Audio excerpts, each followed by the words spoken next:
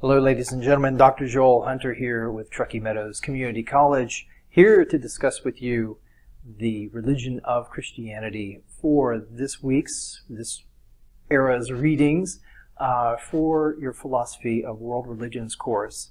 And we're excited, I think, to get into this.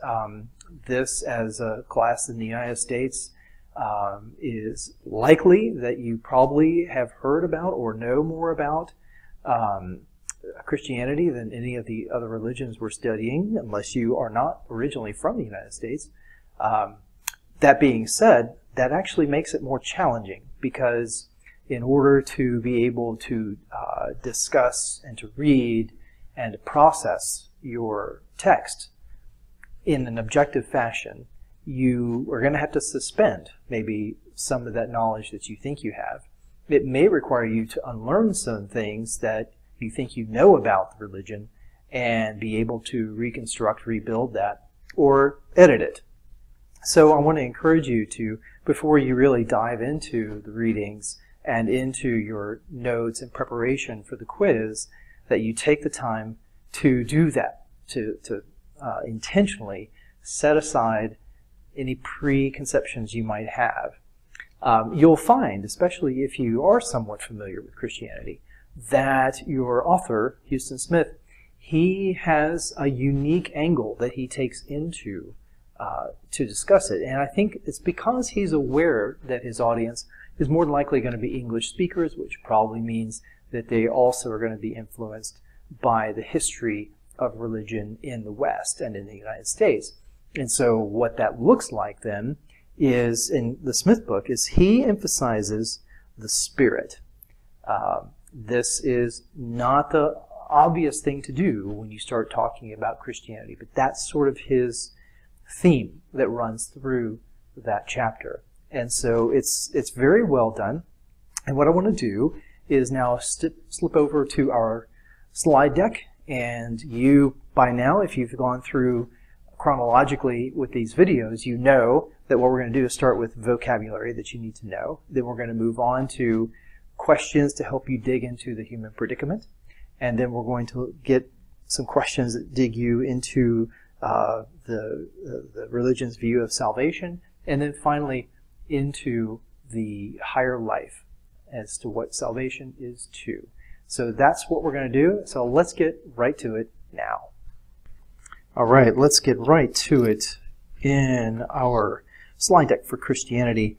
And let's touch on the vocab, and you're going to see as we get into this some overlap with Judaism. And I also have a couple comments I'll make along the way that will hopefully be helpful to you and will eliminate a little bit of possible confusion on some of the terms. But we'll get to that here shortly. Let's start then into the vocab. And the first question is, who is Jesus? And this question I put as kind of an obvious question, since the name of the religion takes its name not from the historical person per se. That's his name is Jesus, so equivalent to Yeshua, more Hebraicized version of the name, or Joshua is another version of the name. But when we talk about who Jesus is, we're talking about the historical figure, the human being. And when you add the name, or rather the title Christ, to the name Jesus, that is referring to an office or a title, much like Buddha is a title or an office. So if you are speaking of the historical figure, the proper name is Jesus. If you refer to Christ, you're talking about an office, because it literally means Messiah. Okay, and so that's the overlap with the Hebrew Bible and the Jewish concept of Messiah. And Christians claim that Jesus is the fulfillment of that office. Okay, so just keep those two terms distinct. One is a proper name, the other is a title. And And so you see that in the Christian Bible, the New Testament. You'll see writers refer to this individual as Christ Jesus, so it's emphasizing that office that he holds for Christians. Okay. Right. But don't take that as like a first name and a last name. Is I guess sort of the short answer to the point. Very good. So you'll need to know who this individual is.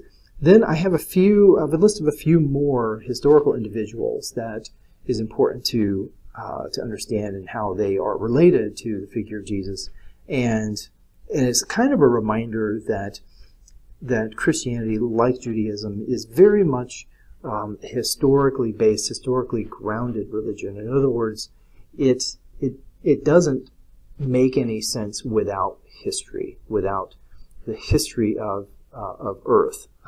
And without some sort of, even behind that, a cosmic history. And I mentioned this when we talked about Judaism last time. So another historical figure to know is Herod. Who is Herod? And then who is John the Baptist?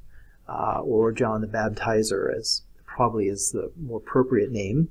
And lastly, who is Pontius Pilate? Now, there are a number of other individuals who are mentioned in the Christian Bible, in the New Testament, and I'll just use the New Testament as a equivalency for a Christian Bible, so you know what the difference is. Because the Christian Bible technically includes the Hebrew Bible as well, or at least most of the Hebrew Bible. Okay, but back to the Pontius Pilate. So Pontius Pilate, Roman governor. So who is this individual? Why is he important in the story of Christianity? Who or what is the Spirit? And this I mentioned as the sort of key term in the Smith reading, and just as a brief note about that, now, the question I asked you is who or what. Now that's interesting if you take that as an and. Who and what is the Spirit? So the what is the Spirit is, the Greek word for Spirit is pneuma, and it is equivalent to breath or wind. And so the Spirit is often metaphorically associated with breath or wind. Breath of life, for example. So you could say Spirit is a what, but then Spirit of God, what is that? The breath of God? What would that mean? Well, it would mean life itself. It would be that, and that's the Jewish understanding of Spirit, or at least one understanding of the Spirit, is the very breath or life of God. So now in Christianity, we begin to refer to the Spirit as a who. And so the second part of the question is, who is this Spirit? All right, now I have some groups of individuals that I'm going to mention to you and that are covered in the Smith reading. And so you'll want to be able to differentiate between these four groups. First of all, who are zealots? Who are the zealots? Who are Essenes? Who are Pharisees? And who are Sadducees? Now, there are other groups at the time that are, at the time, what I mean is, at the time that the historical Jesus lived, there are other important religious and political groups to know, and to get a fuller picture of what was going on at the time that he lived.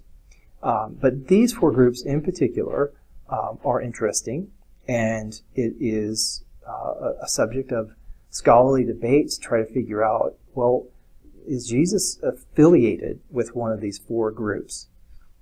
It's never mentioned in the New Testament that he is, but it is mentioned that he has more interactions with the Pharisees than any of the other groups.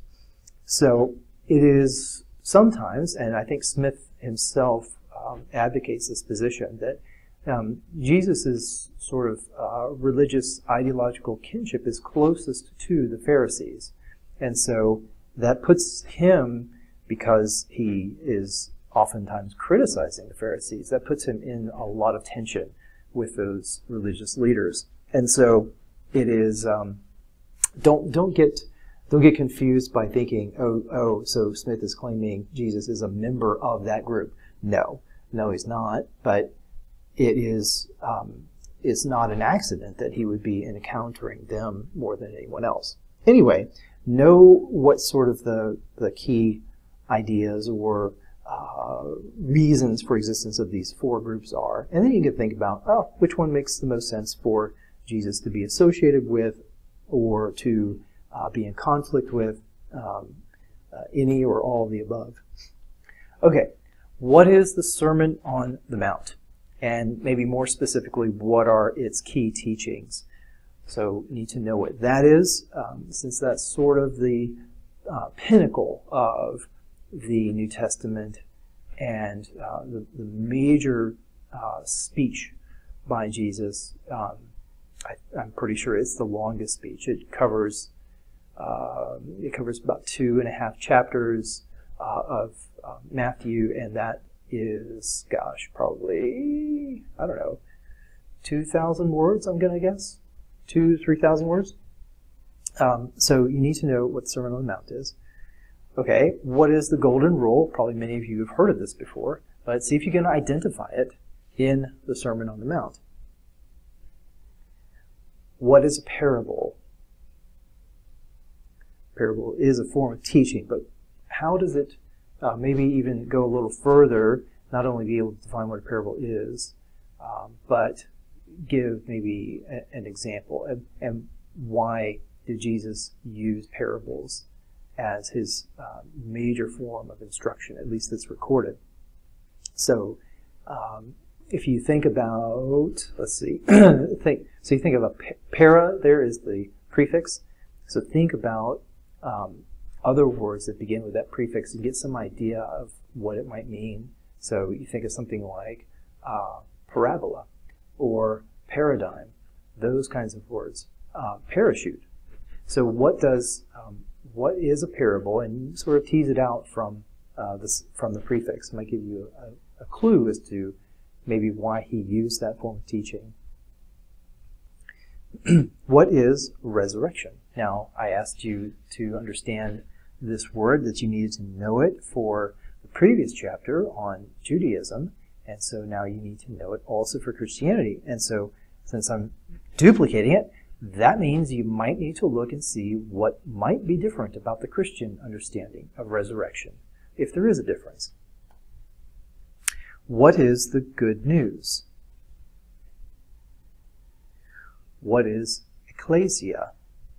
Ecclesia, that's a Greek word, and it refers to an assembly, but what specifically is ecclesia in Christianity? Okay, now we're going to get into some of the key doctrines, and I'll get to this a little later when we talk about what are the key beliefs about salvation. So let's get started with those, and so you want to get a good working definition of these, because these are central to understanding the Christian belief about salvation. What is the incarnation? What is atonement?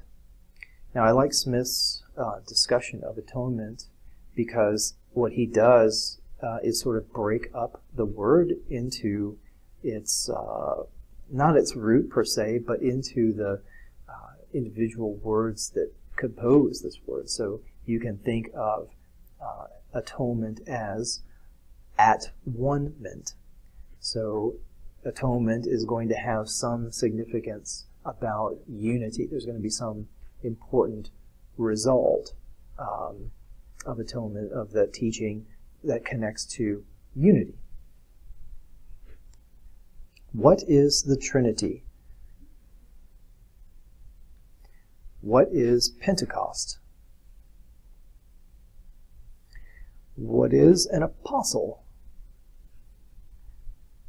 And by the way, you could also put on your list disciple in terms of a Christian disciple. So a disciple and an apostle, are those the same thing, or are they different different roles for the same individual? So look at the definition for those two words, but I need you to know apostle in particular. What is a sacrament? Now, not an example of a sacrament, okay, and there are between 2 and 7, depending on which sect of Christianity you're looking at, but say the sacrament of marriage, for example. Okay, that doesn't tell me what a sacrament is, but what is sacramental about marriage, for example, or about Christian marriage, I should say. So what is a sacrament in the general sense? Okay. What is baptism? Now, this was a Jewish practice before it was a Christian practice. If you have a little familiarity with the story of Jesus, before he began his public ministry, he was baptized by John the Baptizer, hence the name, by that teacher, and so obviously this was a practice that was in place before it became a Christian baptism. And so what I'm asking here is for what is Christian baptism? What is Eucharist? Okay, and that gets us to our second part, which is going to be about the human predicament. And I'm going to start with this question here, and I'm going to give you a little advance notice on this one to give you some help here, because I don't want you to have to be flipping back and forth between the two chapters. But if you have good notes from when you did your Judaism reading, these should help. But I want to know which doctrines of Judaism concerning the human predicament were also present in Christianity. Now, I gave you a big, not a lecture, but I made a big point out of the doctrine of sin in Judaism, and to be sure not to confuse that with the doctrine of original sin in Christianity. So it's debated among scholars as to whether original sin was really present in its fully worked out form, at least, within the texts of the canonical texts of Christianity, the New Testament. Now, the theologian who most secured this doctrine as the teaching of Christianity is Augustine in the 5th century. And so, and he, by the way, he did quite a bit to sort of secure the arguments and the definitions of the key doctrines in Christianity. But it can be argued that the doctrine of original sin predated Augustine and is in maybe even in the New Testament scriptures as well as the earlier theologians. So now is the time to understand the difference between the Jewish concept of sin and the Christian concept of sin. Okay? But the thing that I really want to direct you to in your current reading in the Christianity chapter is find where Smith talks about the 3 intolerable burdens, because that will give you a nice basis for comparing what are the real problems of the human predicament according to Christianity, and then you can compare it with what those major problems are according to Judaism, and then you can see how much they might share with each other on this question. Okay, which of Jesus' teachings were subversive of the religious and political authorities of his day? And notice the assumption behind the question, and that is that some of Jesus' teachings were subversive of religious and political authorities of his day. So I'll just go ahead and say, yeah, now you can identify which ones they are. And why were they subversive? You might even ask, are they still subversive of religious and political authorities? What crime was Jesus accused of and executed for by the Roman authorities?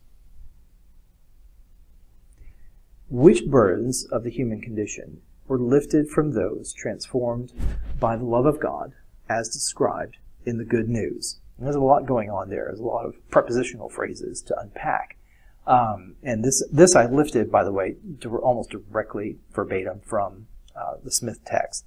And so he goes into this discussion about the experience of the first and early Christians, about how they experienced this sort of transformed life in which they did feel these burdens lifted from them, and this is following the quote of the Hebrew Bible by Jesus, who said, "Come to me, all ye are weary, and I will give you rest." And so, and I think he said, and he's quoting here, I think, a psalm.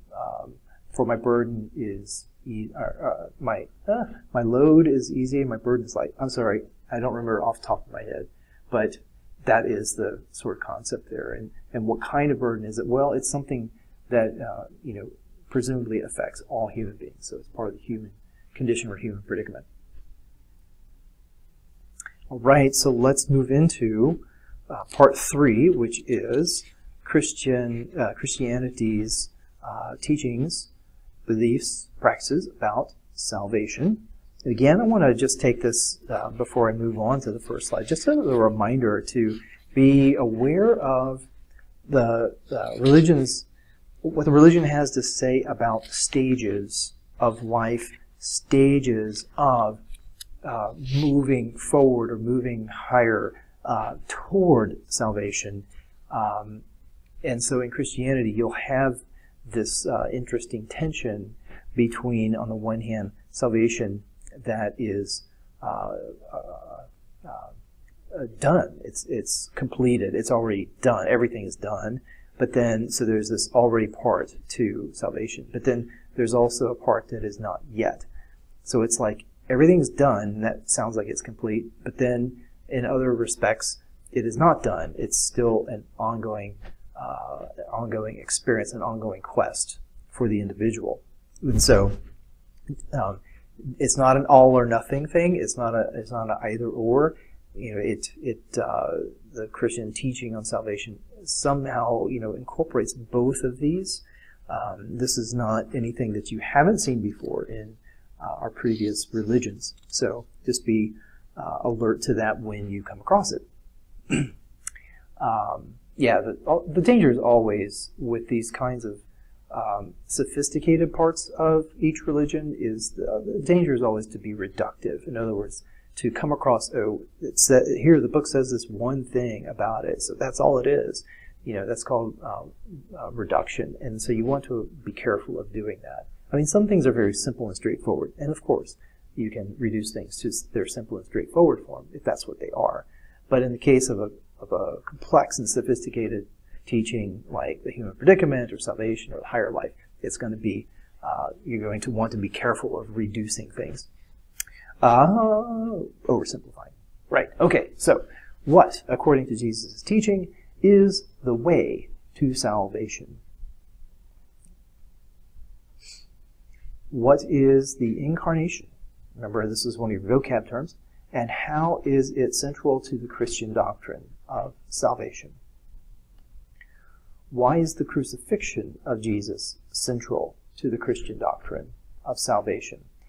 And I didn't put crucifixion on the vocab, but that actually would be a good vocab word for you if you don't know what that is. It's a form of execution favored by the Romans, and that was how he was executed, how Jesus was executed. And so you want to look into why does that particular event, why is that so important to the Christian doctrine of salvation? Why did the disciples and early Christians describe walking with and being in the presence of Jesus as beholding God's glory? That's a long question, and there's a nice part of your reading that goes into this. How is resurrection different than resuscitation? So, I mean, this is to help clarify a confusion that sometimes arises, from those who think, it's like Jesus was this corpse and he was somehow just reanimated like a zombie, right? So no, Christians don't believe in zombie Jesus. They believe in resurrection Jesus, and a resurrection is not the same thing as a resuscitation. So have a look at the difference between those two concepts. And so following from that clarification then is, why is the resurrection of Jesus essential to the existence of Christianity? Why is it central to the Christian doctrine of salvation? There's a two-parter, right? So on the one hand, you have the claim in the Christian scriptures that, you know, if there is no resurrection of Jesus, then everything we believe is foolish. That was according to St. Paul. So that, I mean, that means that according to at least according to St. Paul in the New Testament, the resurrection of Jesus is utterly essential. You know, no resurrection, no Christianity. Okay, so that's part one. Part two is, why is it central to, and this is where I want you to go, why is it central to the Christian doctrine of salvation? Well, what makes it essential, in other words? Okay, what is the good news? Now, this was already a vocab term, and now I'm putting it here because it is a term, a phrase that is essentially equivalent to the entire story of what salvation is in Christianity.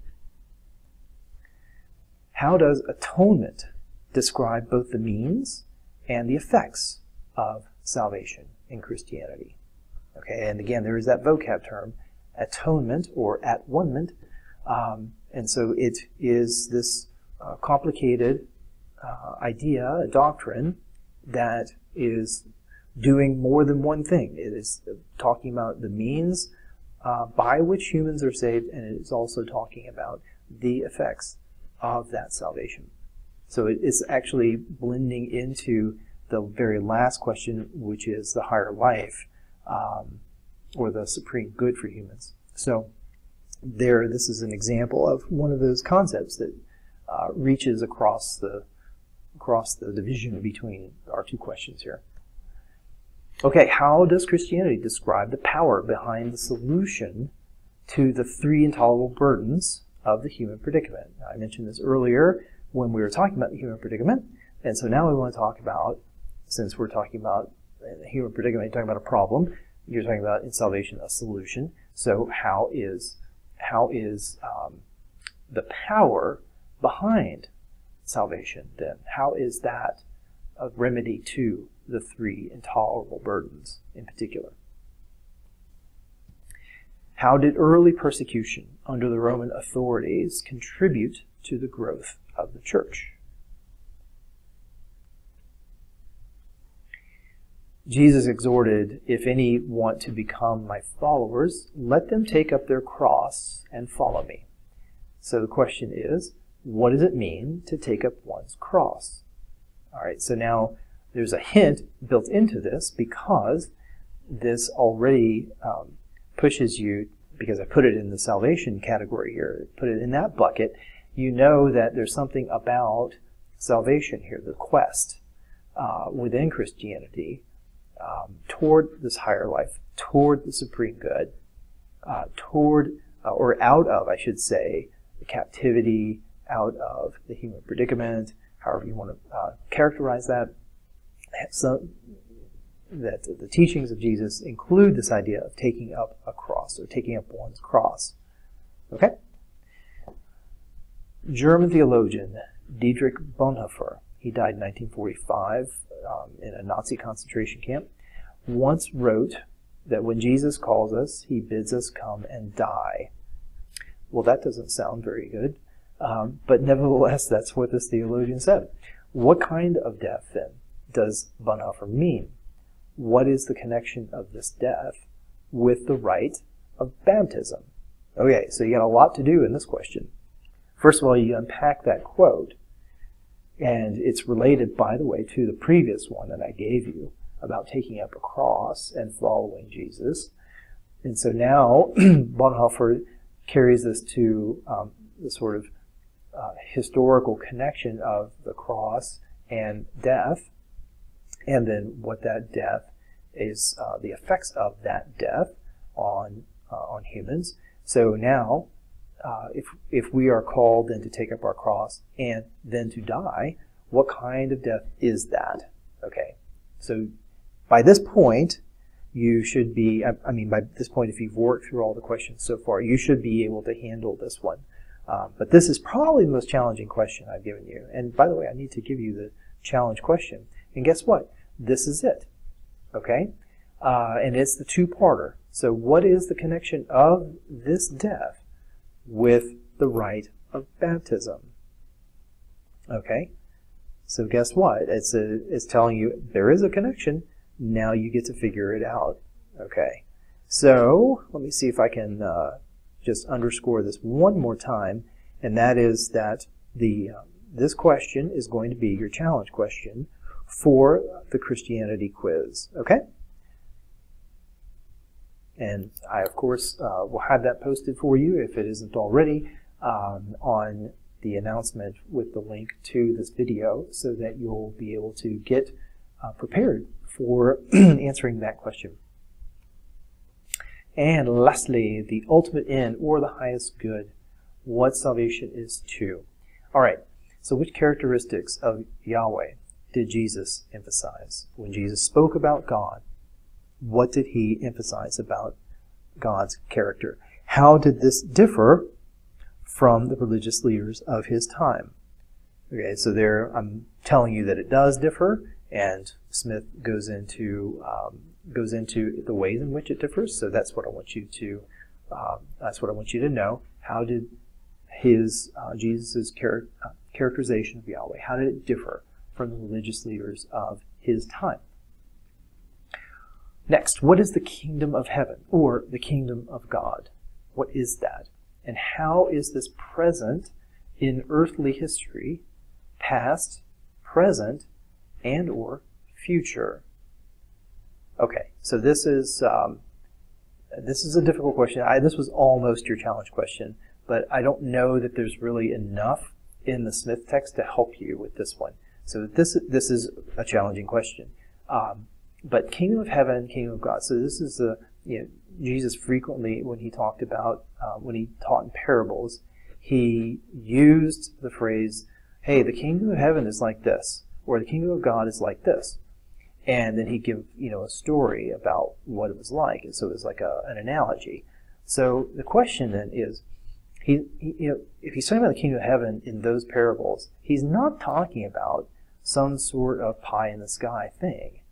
He's talking about some sort of present reality. Or, I mean, that's the natural way to read it. Now, there may be different ways to read that, obviously, but the natural way to read it is that he's talking about, hey, this is what's going on, and this is what I'm ushering in. I'm speaking here as Jesus, right? I'm ushering in. Hey, guess what? The kingdom of God is within you. Hey, kingdom of heaven is come. So, at the time in which he taught and walked, he was saying, hey, kingdom of heaven, here we are. What does that mean?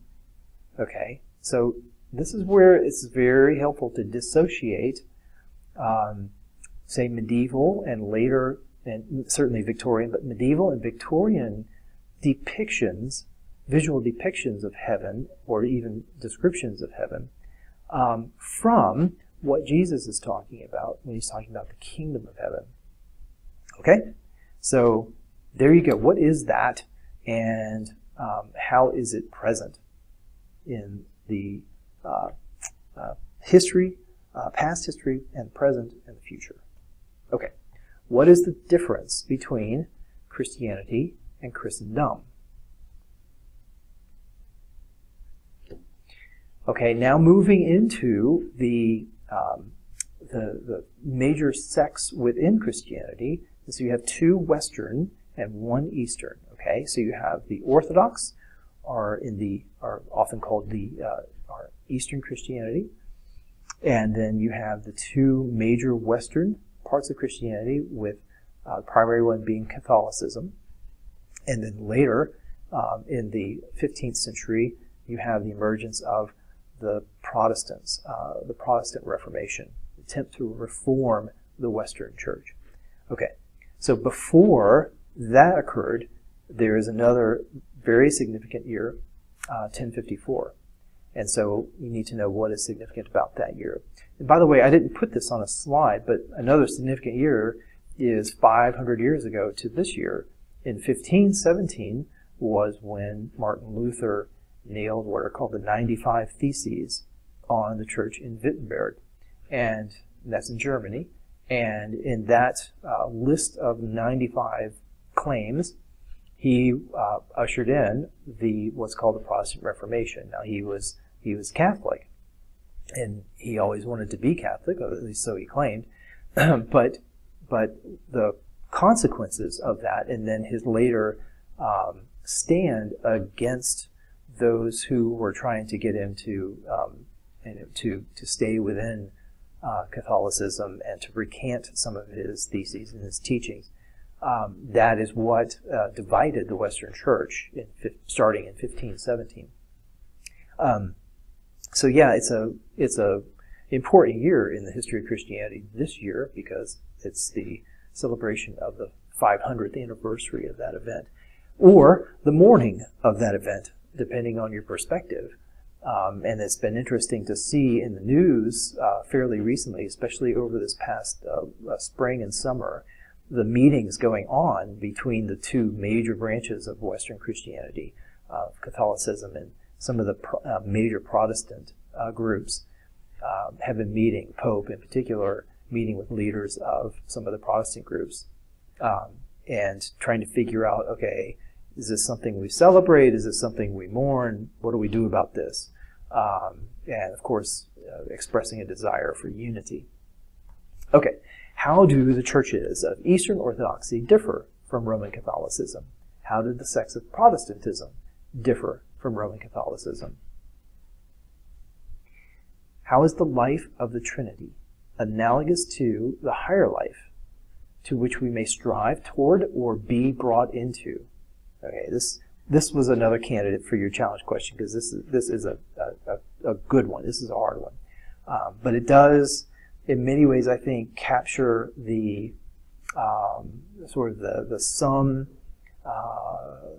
summit, I should say, the summit of what Christians teach about the higher life, the supreme good for humans. And so there is something about the very life of the Trinity, which is the life of God, into which, or toward which we strive, or into which we can be brought into.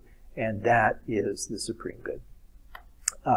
So anyway, it has other names within Christianity, within Christian teachers, like in Thomas Aquinas, the beatific vision is another way that this Trinitarian life is described. Okay? So that is, I believe, it. Yes, it is. Okay, gang. Well, let me just pop back into the last slide just so I'm not there with the black screen. But I hope this was helpful, and good luck on your quiz. And be looking now for your final video on Islam. And I'll see you next time.